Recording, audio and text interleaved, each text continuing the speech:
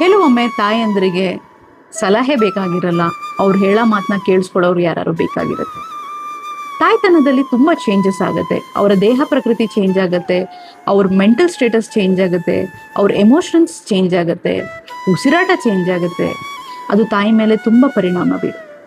ಅಂಥ ಟೈಮಲ್ಲಿ ನಾನಿದ್ದೀನಿ, ನೀನು ಹೇಳೋದನ್ನ ಹೇಳು, ನೀನು ಹೇಳೋದಕ್ಕೆ ನಾನು ನಿನ್ನನ್ನು ಜಡ್ಜ್ ಮಾಡಲ್ಲ ಅನ್ನೋ ಒಂದು ನಂಬಿಕೆ ತುಂಬ ಇಂಪಾರ್ಟೆಂಟ್ ಆಗಿದೆ. ಮನಸ್ಸಲ್ಲಿ ತುಂಬ ಡೌಟ್ಸ್ ಇರ್ಬೋದು, ತನ್ನಷ್ಟಕ್ಕೆ ತಾನೇ ಗಾಬರಿ ಮಾಡ್ಕೊಳ್ಳೋದಿರ್ಬೋದು, ಅಥವಾ ಇದು ಸರಿನಾ ಅದು ಸರಿನಾ, ಅದು ಮಾಡಬೇಕಾ ಇದು ಮಾಡಬೇಕಾ, ಆ ಥರ ತುಂಬ ಕನ್ಫ್ಯೂಷನ್ಸ್ ಕೂಡ ಬರ್ಬೋದು.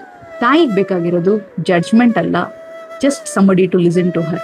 ಹೆಚ್ಚು ಸಮಯ ಅವ್ರಿಗೆ ಪ್ರಯೋಜನಕ್ಕೆ ಬರೋ ಒಂದೇ ಒಂದು ಕೆಲಸ ಅಂದರೆ ನಾನು ಹೇಳೋದನ್ನ ಕೇಳಿಸ್ಕೊಳಕ್ಕೆ ನನ್ನ ಜೊತೆ ಯಾರೋ ಇದ್ದಾರೆ ಅನ್ನೋಂಥ ಫೀಲಿಂಗ್ ಒಂದೇ. ಎಮೋಷ್ನಲಿ ಸೇಫ್ ಅಂತ ಅನ್ಸೋ ತಾಯಿ ಯಾವಾಗಲೂ ಅವ್ರ ಪ್ರೆಗ್ನೆನ್ಸಿ ಜರ್ನಿನ ಸುಲಭವಾಗಿ ನಡ್ಸ್ಕೊಂಡು ಹೋಗ್ತಾರೆ.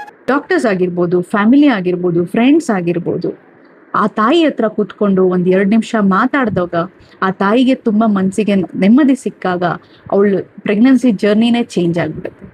ಯಾಕಂದರೆ every mother deserves dignified care.